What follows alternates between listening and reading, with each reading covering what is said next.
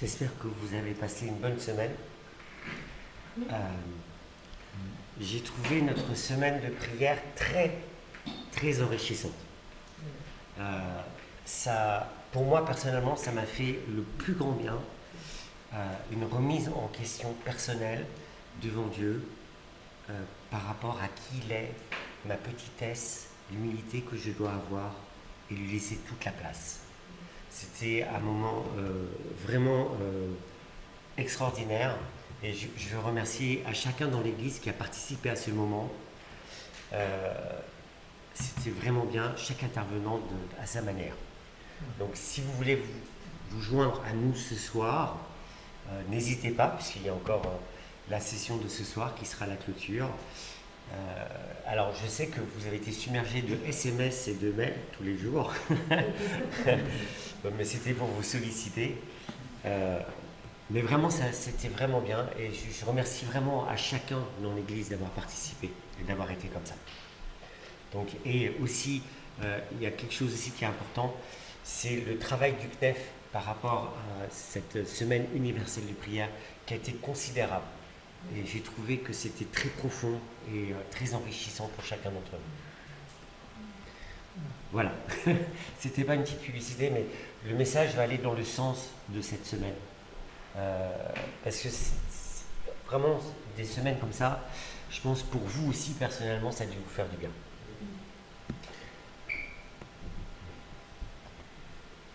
J'ai eu des idées cette semaine, mais en fait, j'ai eu une conversation avec un ami proche, puisque c'est un ami du Luna Park, et ça m'a parlé.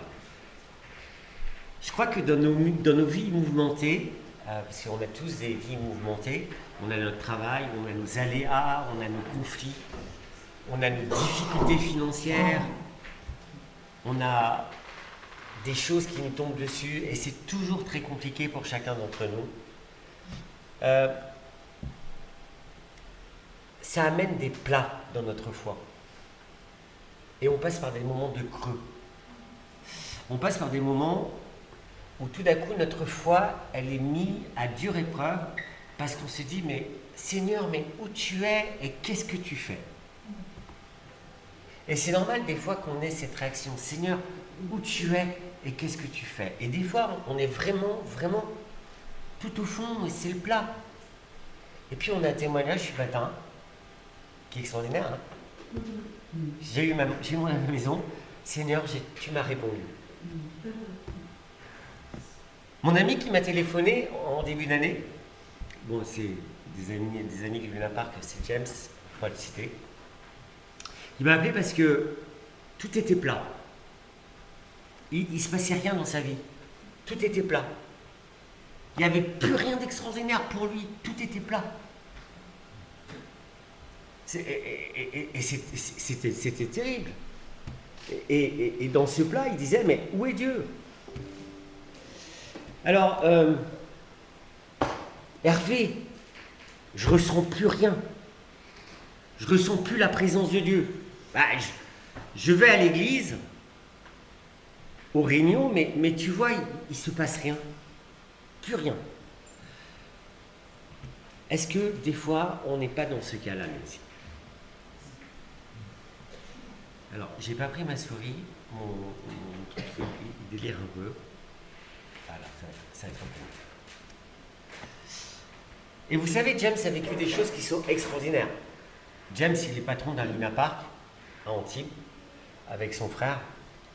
Et ils ont vécu une conversion tous les deux qui était extraordinaire. Ils vivent quelque chose avec le Seigneur. Ils doivent remettre en route le Luna Park, parce que le Luna Park, c'est quelque chose qui est saisonnier. Et dans ce Luna Park, il y a un stand biblique. Un quoi? Un stand biblique. Où ils distribuent des Bibles pendant tout l'été, à tout le monde. Et il me dit, je suis à plat, Hervé. Est-ce que ça a du sens? Et je crois que c'est important, des fois, quand on passe par ce plat, de redonner du sens. Parce que oui, c'est à plat, mais pourquoi c'est à plat? Qu'est-ce qui fait que c'est à plat? Et Moi aussi, hein, je suis passé par ce plat. Vous aussi, je pense, vous passez par ce plat. Combien de fois nous sommes passés par ces plats?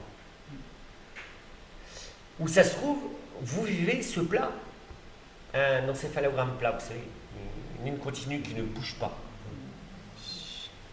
Je vais à l'église, je vais aux réunions de prière, mais c'est plat. Et des fois, dans ce plat, il y en a qui s'y contentent, hein. On reste dans cette léthargie. Dieu est là, mais je ne le vois pas finalement. Dieu est silencieux. Est-ce que Dieu est silencieux pour vous ce matin? Régine a dit non, non. J'espère. Mais il y en a beaucoup pour qui Dieu est silencieux. Et ils sont là dans le silence.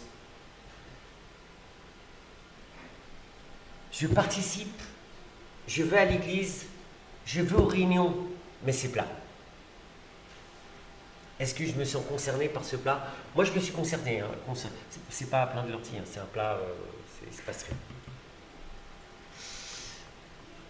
Et puis, il m'a dit, et puis il y en a d'autres qui me disent ça, parce que j'ai entendu ça, j'ai besoin d'une tempête dans ma vie pour me réveiller.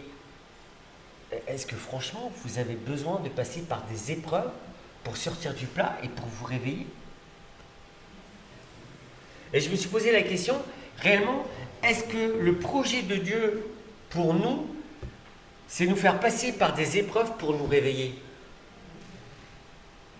Ben, je ne suis pas certain. Je pense pas. Bon, on a vu que de temps en temps, on passe par des épreuves. Est-ce que je dois passer par une grosse maladie, une séparation, passer par le chômage, une faillite personnelle pour me réveiller?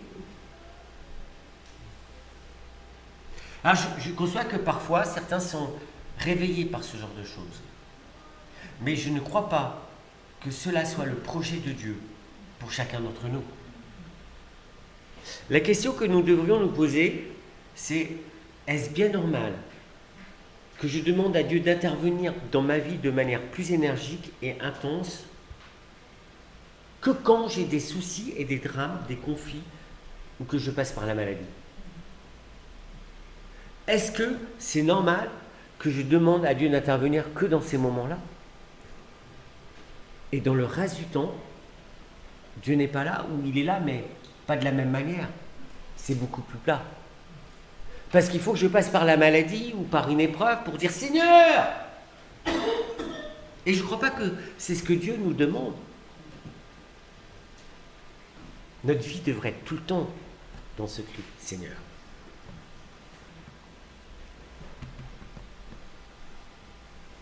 Quand ma vie est normale, Dieu est là, et souvent avec moins d'intensité et moins de zèle. Parce qu'on s'habitue. On s'habitue à un Dieu qui doit répondre à tous nos petits besoins d'ailleurs. Hein. C'est un peu comme ça qu'on vit. J'espère que ce n'est pas comme ça que vous le voyez, mais des fois c'est comme ça que je le vis. En tout cas pour moi, des fois je ne me pose même plus la question de ce que fait Dieu. Alors qu'en réalité, Dieu est toujours en action dans nos vies. Dieu fait toujours des choses.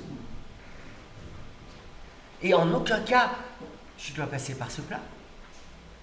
Parce que si ma vie est centrée sur Dieu, le plat, il disparaît. Quand je rentre dans une routine, Dieu est là, mais moins fort. Est-ce que Dieu est là, mais moins fort dans votre vie? Je m'interroge beaucoup, mais quand il m'a appelé, il m'a dit: mais je ne suis plus dans le projet de Dieu. Dieu n'a plus de projet pour moi. Est-ce que vous pensez que Dieu a plus de projet pour vous? Non, Dieu a un projet pour chacun d'entre nous. C'est pas parce que je passe par du plat que j'ai pas de projet, que Dieu n'a pas de projet. Et vous savez, le risque, c'est de ne plus m'intéresser à Dieu. Et quand je suis là-dedans, en fait, je m'intéresse à Dieu que pour mon intérêt personnel. Je m'intéresse à Dieu pour ma santé, pour mon bien-être, pour ma famille, pour des choses personnelles. Et là, Dieu, il a de l'importance. Mais où il est? Est-ce que c'est un sacrifice, là, comme on a vu ce matin? Non, hein. Il manque quelque chose. La réalité que je dois me poser, c'est est-ce que je m'intéresse à Dieu pour ce qu'il est? Et si je m'intéresse à Dieu pour ce qu'il est, tout change. Le plat disparaît. Est-ce que je m'intéresse à Dieu pour lui rendre gloire? Est-ce que je m'intéresse à Dieu pour sa magnificence? Est-ce que je m'intéresse à Dieu pour son amour? Et non pour mes petits besoins personnels. Si je veux sortir du plat, je dois d'abord m'intéresser à Dieu pour ce qu'il est. Est-ce que ce matin, est-ce que moi, je me suis posé cette question cette semaine? Parce que tout ce qu'on a vu cette semaine, à travers les textes, les échanges que nous avons eus, est-ce que je suis dans le projet de Dieu, qui est de l'adorer en esprit, en vérité? Suis-je dans le projet de chercher premièrement le royaume et la justice de Dieu? Dieu a des projets pour nos vies, de manière individuelle, et ces projets passent par là, afin d'avoir une relation intime avec chacun d'entre nous. Le projet de Dieu, c'est avoir une relation intime avec chacun d'entre nous. Et là, le plat, il disparaît. Est-ce que nous voulons rentrer dans cette relation avec Dieu?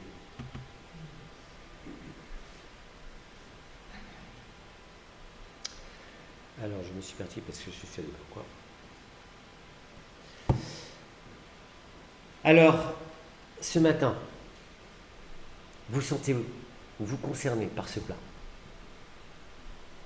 Moi, oui, hein, je me suis senti concerné, hein, pour de vrai. Hop, je passe, ils sont montés trop haut. Je crois que si Noémie, tu peux trouver ma souris, ça m'aiderait.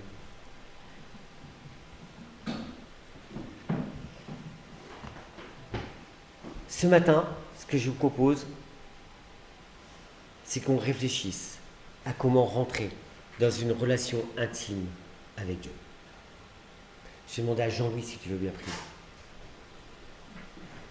Seigneur, ce que Hervé est en train de nous dire, c'est un point fondamental qui consiste à ce que nous prenions conscience que la chose la plus importante, c'est notre relation avec toi.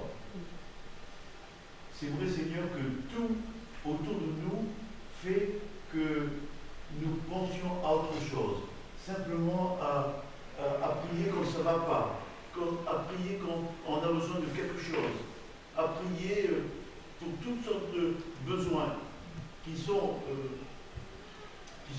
positifs, normaux. Mais la chose la plus importante, Seigneur, effectivement, c'est de connaître ta volonté, c'est de savoir qui tu es, c'est de savoir, Seigneur, combien tu nous aimes, et savoir quel est ton plan, c'est de connaître ta volonté, Seigneur. Veuille, Seigneur, à travers la prédication que nous sommes en train d'entendre, de parler à notre cœur, pour que nous puissions véritablement changer notre façon de réfléchir dans notre relation avec toi. Bénis, Seigneur, cette prédication. Amen. Amen. Je vous invite à chercher dans vos livres, ça va être affiché je pense, l'évangile de Jean au chapitre 4, du verset 6 à 29. C'est le premier passage qu'on va lire. Et ensuite, on lira du verset 39 à 54. Donc, s'il y a une première personne qui peut lire du verset 6 à 29 qui va s'afficher, ça va, Yannick?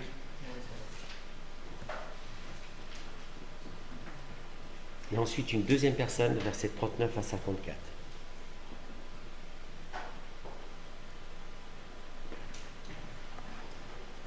C'est là que se trouvait le puits de Jacob. Jésus, fatigué du voyage, s'assit à bord du puits. Il était environ midi. Une femme samaritaine vint pour puiser de l'eau. Jésus s'adressa à elle. « S'il te plaît, donne-moi à boire un peu d'eau. » Ses disciples étaient allés à la ville pour acheter de quoi manger. La Samaritaine s'exclama: comment tu es juif et tu me demandes à moi que je suis Samaritaine? Les Juifs, en effet, évitaient toute relation avec les Samaritains. Je lui répondis: si tu savais quel don Dieu veut te faire et qui est celui qui te demande à boire, c'est toi qui aurais demandé à boire et il t'aurait donné de l'eau vive. Maître, répondit la femme, non seulement tu n'as pas de seau, mais le puits est profond. D'où la tires-tu donc ton eau vive? Tu ne vas pas te prétendre plus grand que notre ancêtre Jacob, auquel nous devons ce puits, et qui a bu lui-même de son eau, ainsi que ses enfants et ses troupeaux. Celui qui boit de cette eau, reprit Jésus, aura de nouveau soif.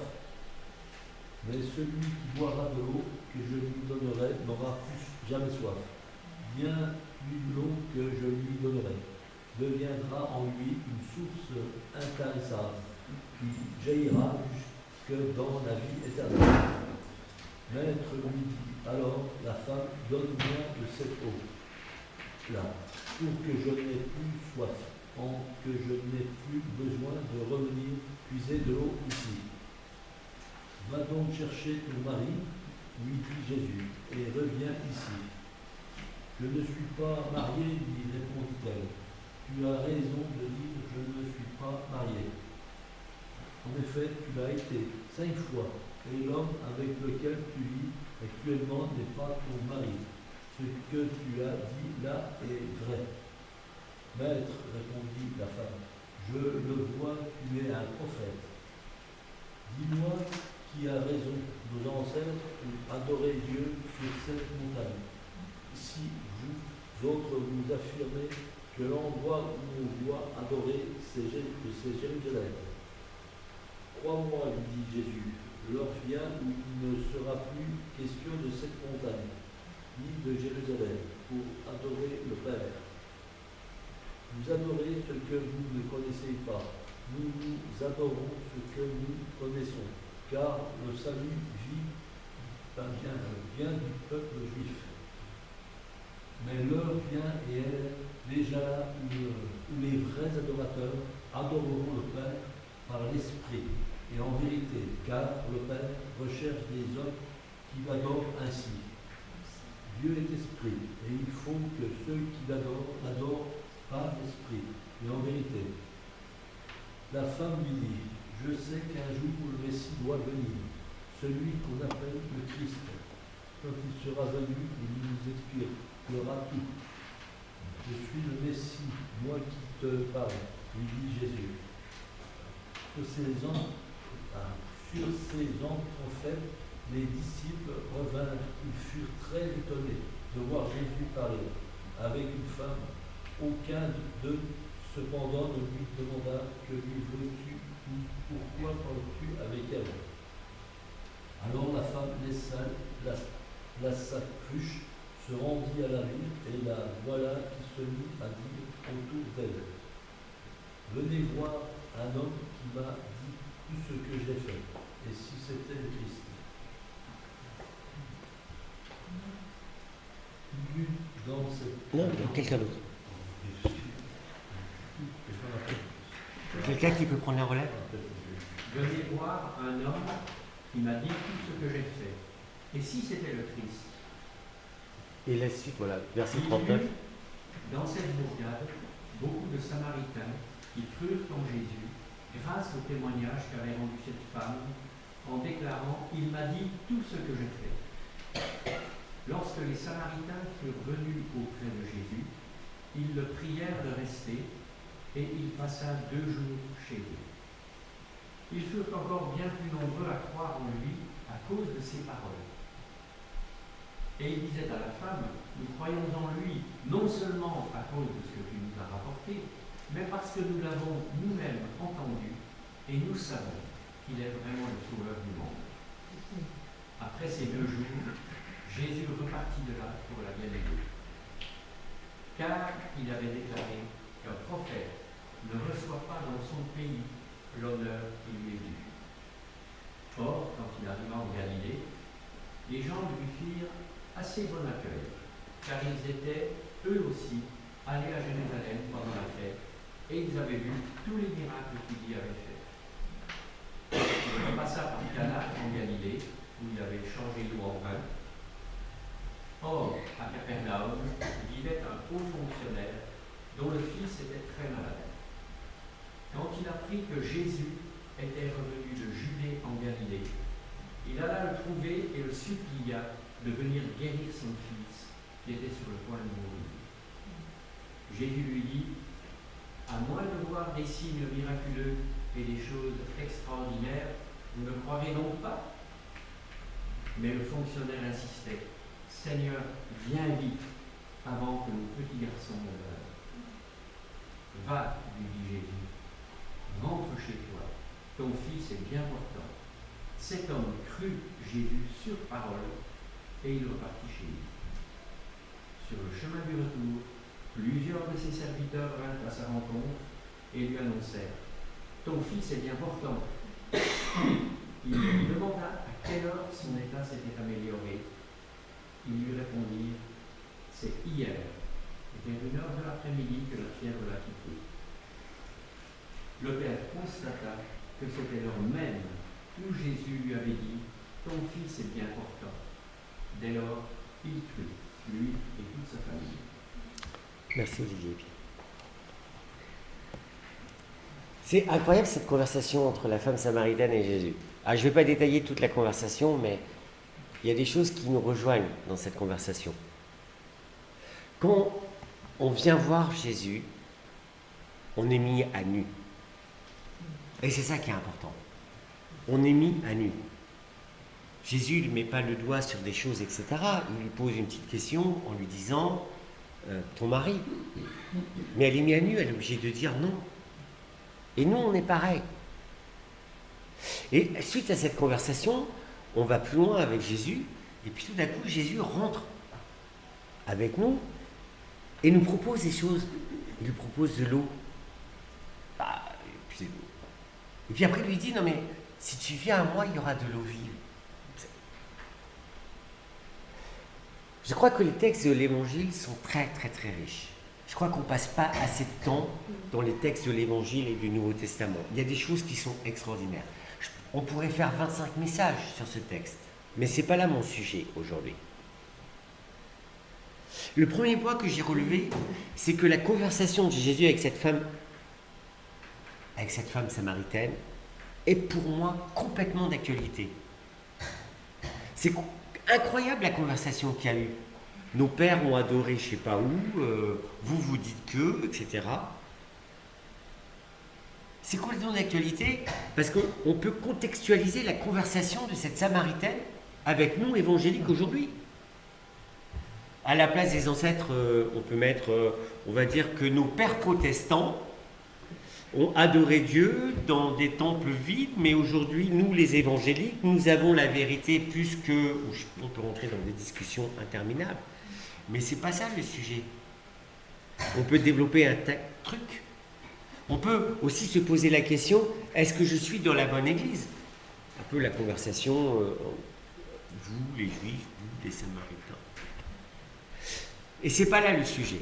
Jésus va couper court à cette petite conversation, versets 21-22, et lui dit, crois-moi, l'heure vient où vous adorez le Père, c'est ni sur cette montagne, ni à Jérusalem. Il coupe court. Le verset 22, vous adorez Dieu sans le connaître. Voilà. Et je me suis posé la question, est-ce que parfois j'adore Dieu sans le connaître? Parce que si je ne passe pas de temps avec Dieu, si je n'ai pas une intimité avec Dieu, j'adore qui? J'adore quelqu'un que je ne connais pas. Après, il y avait la petite conversation qui continue. Nous l'adorons et nous le connaissons car le salut vient des Juifs. Bon. Et le verset 23 va devenir la clé pour sortir du plat de notre relation avec Dieu. L'heure vient et elle est même déjà là, où les vrais adorateurs adoreront le Père par l'Esprit qui conduit à la vérité, car ce sont de tels adorateurs que le Père recherche. Là, ça se décortique quand même. L'heure vient, elle est même déjà là. Ce que j'aime bien, c'est l'Esprit qui conduit à la vérité. C'est l'Esprit de Dieu qui nous conduit à la vérité.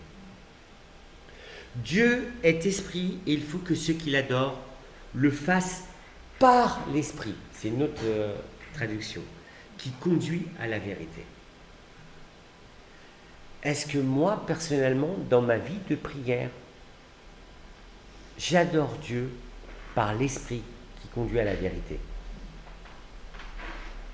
Ça se creuse en fait, ça se creuse réellement parce que on a souvent tendance à être centré sur nous-mêmes et non sur Dieu. Cette parole de Jésus fait place nette. Il n'y a plus de place pour mes intérêts personnels. Parce que je prie par l'Esprit et je passe par l'Esprit de Dieu. L'Esprit, c'est Dieu.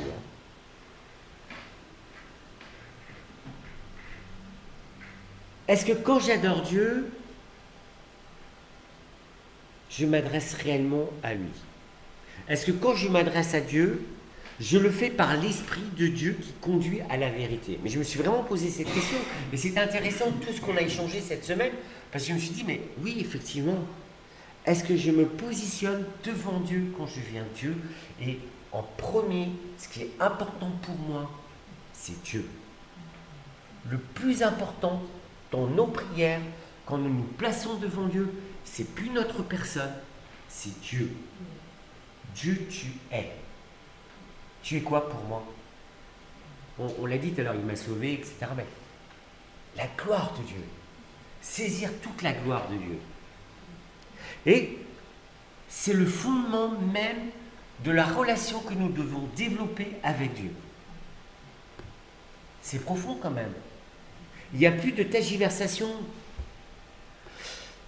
Alors certainement, et je vous le dis, la conversation que j'ai eue avec James, elle était sincère. Il était sincère, il dit, c'est plat, je ne ressens plus rien avec Dieu. Ça ne voulait pas dire que de manière sincère, il ne recherchait pas Dieu. Ça ne voulait pas dire ça. Ça voulait dire qu'il se mettait en premier. Et c'était sa personne en premier. C'était pas pour Dieu, c'était pour lui. Qu'est-ce que je ressens moi? Et en fait, ce que moi je dois faire quand je rencontre Dieu, c'est la gloire de Dieu. Dieu en premier, c'est plus ma personne. Je dois diminuer.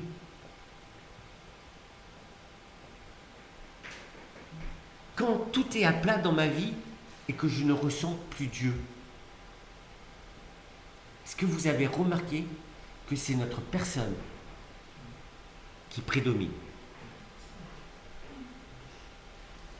Nous pouvons adorer Dieu et prier encore prier avec ferveur. Il y a des gens qui adorent Dieu, qui prient avec ferveur et de toute leur force. Mais pourtant, je veux que ces personnes, ça peut être des prières qui sont dénuées de toute sincérité. Parce que des fois, on loue, on prie Dieu, et on a dans le cœur un petit refrain qui dit « à quoi bon ?» Ah oui. Et c'est vrai. Nos cœurs restent embourbés dans nos préoccupations et nos soucis. Je viens louer Dieu à l'église, je repars et je reprends mon petit fardeau de ma vie personnelle. À quoi ça sert? Je reste embourbé dans mes soucis. Et là, je suis dans le « à quoi bon ?» Quand je fais ça, quelle est la place que je donne à Dieu? Est-ce que Dieu, il a pris tous mes soucis? Il a pris tout ce... Non, j'ai pu donner cette place à Dieu parce que je conserve ces petites choses avec moi. J'élargis parce que des fois, nous prions pour du travail, mais nous sommes assis en espérant que Dieu va nous donner ce travail. Et puis je dis merci à Dieu alors que je suis assis pour que Dieu me donne du travail. Je ne vais pas beaucoup plus loin que ça. Ça manque un peu de sincérité, mais là je vais beaucoup très loin. Des fois nous prions pour la guérison. mais sans vraiment y croire. Et le à quoi bon domine. Souvent nous prions ou nous adressons des prières pour nous permettre d'atteindre nos objectifs personnels. Est-ce que je prie pour atteindre mes objectifs personnels? Et est-ce que c'est là le sens même de la prière? Nous pensons prier et adorer Dieu de manière sincère, mais tout est plat parce qu'il manque l'essentiel. Je suis un peu sévère dans ce que je dis. Si nous prions en nous posant la question, est-ce que ma prière va faire la différence? Est-ce que ma prière va avoir un impact? Mais ma prière, dans tous les cas de figure, elle s'adresse à Dieu. Je parle à Dieu quand je prie. C'est pas un copain, c'est Dieu. Dieu qui sait personnellement ce dont j'ai besoin et ce qui est nécessaire pour moi. Est-ce que je prie pour moi ou est-ce que je prie pour rentrer dans le projet de Dieu? Soumettre nos prières à l'Esprit de Dieu va nous conduire dans la vérité. J'ai aimé ça, on en a parlé cette semaine. Prendre le temps pour laisser l'Esprit de Dieu nous imprégner de sa vérité. J'aime ça. La prière et l'adoration ne restent pas que des mots. La prière et l'adoration sont la clé pour avoir une relation profonde avec Dieu, avec cette conviction que si nous adorons et prions par l'Esprit, nous pouvons aussi avoir une pleine confiance dans l'action de Dieu. Et on est un petit groupe qui participe tout le temps à la réunion de prière. Je crois qu'il y en a beaucoup qui peuvent lever la main et dire « Dieu a répondu ».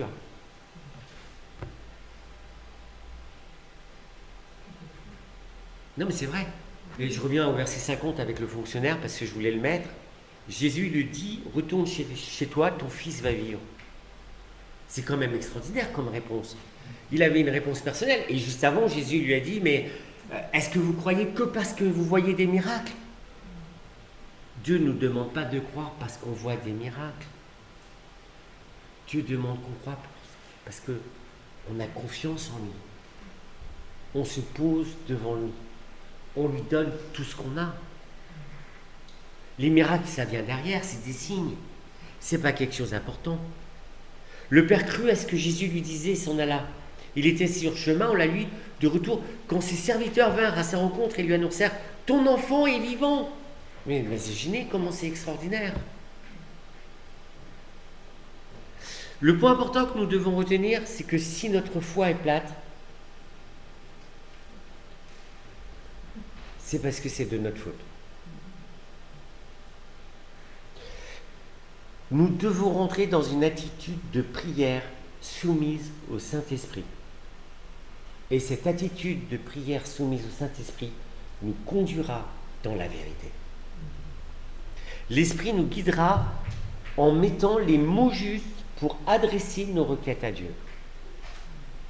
Et ça nous poussera vers l'adoration. De manière juste et vraie. Il n'y a pas de magie, il n'y a pas de truc, il n'y a pas de nos petites forces personnelles. Il y a juste une attitude de cœur qu'on doit avoir devant Dieu. C'est pas grand-chose. C'est laisser ce qu'on est pour s'en remettre à Dieu, parce que c'est lui qui est souverain, c'est lui qui a tout pouvoir. Et c'est pas en multipliant des paroles, nanana. On a tendance souvent à répéter des paroles. Je ne dis pas qu'il ne faut pas prier et répéter des choses à Dieu, non, je ne dis pas ça. Mais parce qu'on connaît tous le juge unique, l'histoire du juge unique et tout ça. Dieu entend les prières. Mais le sens de nos prières doit toujours être pour la gloire de Dieu. L'Esprit doit me guider en mettant des mots justes pour adresser mes requêtes à Dieu.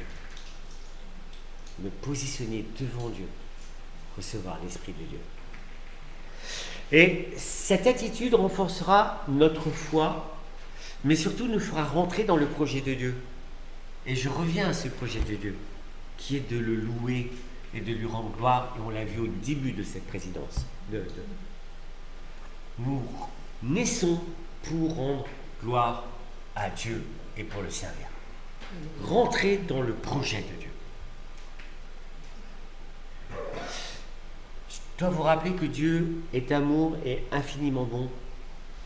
Et pour ceux qui se posent des questions sur la maladie, le mal, la douleur, il n'est pas à l'origine du péché et du mal.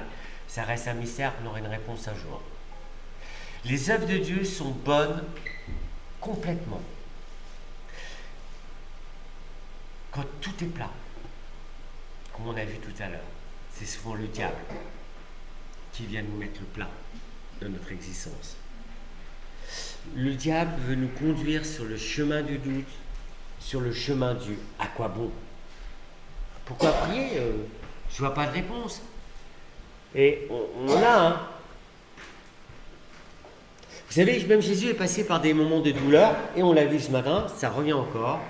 Dans Matthieu, chapitre 26, versets 37 à 39, il va dire « Seigneur, si tu peux éloigner cette coupe », et il termine en disant « Toutefois, non pas comme moi je veux, mais comme toi tu veux. » Et des fois, on passe par la maladie, et on veut une guérison. Est-ce que je suis capable de dire à Dieu, quand je suis dans des moments extrêmes, Seigneur, non pas comme moi je veux, mais comme toi tu veux. Dans ces moments juste insoutenables, Jésus a demandé au Père la force d'affronter la douleur de la croix. On peut faire pareil. On ne passera pas par la même œuvre. Souvent, on pense que la prière individuelle suffit. Il y a des gens qui disent « Oui, je prie chez moi. D'accord, ok. » Mais je crois que la prière individuelle ne suffit pas. Il est important de nous réunir et prier et louer Dieu en communauté. Et on revient à ce que Pierre a dit tout à l'heure. Car Jésus a dit, car là, je ne sais pas ce qui s'est passé ce matin, mais il s'est passé quelque chose. Car Jésus dit, car là où 2 ou 3 sont réunis en mon nom, je suis au milieu d'eux. Est-ce qu'on prend conscience que quand on prie ensemble, qu'on se réunit ensemble, Jésus est au milieu de nous? Prier par l'Esprit et la vérité, avec Jésus au milieu de nous. C'est quand même extraordinaire. On ne se rend pas compte ce qu'on vit. Mais cette semaine de prière, elle est extraordinaire, moi. Et je vous invite, pour ceux qui ne participent pas aux réunions de prière, venez demander au groupe de prière, à ceux qui prient, les réponses qu'ils ont obtenues cette année. Mais vous serez surpris. Je crois qu'il y a quelqu'un qui tient un petit carnet. Régine, tu tiens un carnet, hein? Le secours qu'ils ont reçu de la part du Saint-Esprit, c'est juste extraordinaire. Leur témoignage de ce groupe, hein, accompagné de tous les miracles de la Bible, de ce qu'on peut lire dans le Nouveau Testament, dans l'Ancien Testament, atteste des réponses que Dieu donne en son temps. On ne peut pas passer par du plat. L'encéphalogramme, il faut l'arrêter. Dieu donne des réponses en son temps. Prier par l'Esprit et la vérité. Alors, j'en conviens, hein, des prières sont restées à nos yeux sans réponse. Certains n'ont pas été guéris. Et des interrogations demeurent et elles demeureront toujours. On n'aura pas de réponse. La question du pourquoi demeurera. Mais l'essentiel dans tout ce que l'on fait et dans ces petites choses-là, c'est que tout ce que je demande à Dieu doit être pour la gloire de Dieu. Parce que notre foi ne s'attache pas à des miracles. Et c'est ça qui est important. Notre foi ne s'attache pas à des miracles. Une prière reste une prière. Le mystère de la réponse de Dieu restera entier. Mais ce que je dois me rappeler, c'est que Dieu est amour, infiniment grand, au-delà de tout ça. Le plus important pour nous, c'est rester attaché à Jésus. Les paroles de Jésus à la Samaritaine sont pour moi ce matin. Afin que plus jamais je n'ai cette sensation d'une vie plate, avec un Dieu lointain, avec une sensation de à quoi bon. Je dois m'approprier les paroles de Jésus, de ce qu'il a dit à la Samaritaine. Imprégnons-nous de ces paroles de Jésus pour vivre une vie pleine et entière avec Dieu. Si tu connaissais le don de Dieu et qui est celui qui te dit « donne-moi à boire », c'est toi qui lui aurais demandé de l'eau et il t'aurait donné de l'eau vive. Est-ce que ce matin, je veux recevoir cette eau vive? C'est plus ma petite personne. M'approcher de Dieu pour ce qu'il est, de Jésus pour ce qu'il est. Mais ça me touche profondément. Voulons-nous recevoir cette eau vive? Voulons-nous retrouver une vie spirituelle selon le projet que Dieu a pour nous? Moi, c'est mon désir. Mais je pense que c'est votre désir. L'eau que je lui donnerai deviendra en lui une source d'eau vive qui jaillira jusque dans la vie éternelle. C'est pas merveilleux, ça? On sort du plat, hein. Il n'y a rien de plat, là. Si ce matin, je veux recevoir cette eau vive, j'ai qu'à la demander. Parce que c'est pour la gloire de Dieu. Parce que là, c'est plus pour moi. Cette eau vive, c'est pour la gloire de Dieu. Cette eau vive, elle n'est pas pour... Elle est pour que je puisse glorifier Dieu. Parce que cette eau vive, c'est le Saint-Esprit qui vient en moi, qui vient habiter en moi, qui vient glorifier Dieu. Et si cette eau vive vient en moi, chacun de nous deviendra des adorateurs qui adoreront le Père par l'Esprit qui conduit à la vérité. Est-ce que ce matin, vous voulez recevoir cette eau vive? Je vous invite à un tout petit moment de silence dans vos cœurs pour vous placer devant Dieu, pour dire à Dieu, pardon. Pardon parce que je me suis mis en avant. Pardon parce que c'est toujours moi qui me mets devant. Pardon parce que ça devrait être toi. Et je dois t'adorer pour ce que tu es. Pardon parce que je dois diminuer. Et parce que je dois t'adorer en esprit et en vérité. Après ce moment de silence, on va chanter.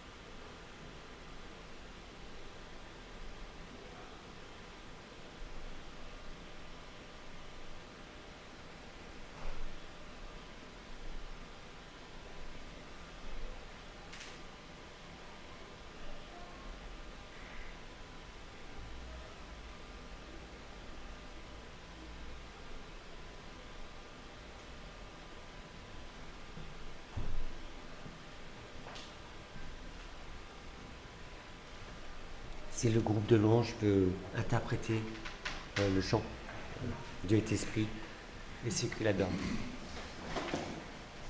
Est-ce que je peux lire simplement un petit verset? Mais bien sûr. C'est dans le psaume 73, le psaume d'Asaph. Je me suis mis à réfléchir pour tenter de comprendre, entre guillemets, par moi-même. Et cela pour moi était un sujet de tourment. Jusqu'à ce que je me rende au sanctuaire de Dieu. Et la conclusion, Dieu reste mon rocher et mon bien précieux pour toujours. Mon bonheur à moi, c'est d'être près de Dieu. J'ai pris le Seigneur l'Éternel comme refuge et je raconterai toutes ses œuvres. Amen. Psaume 73.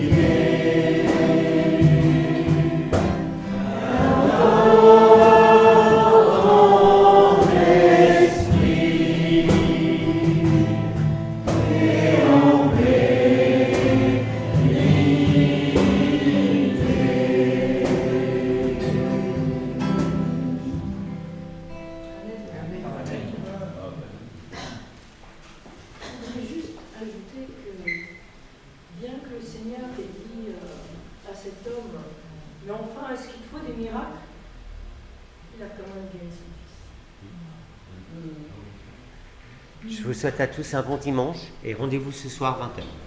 Oui.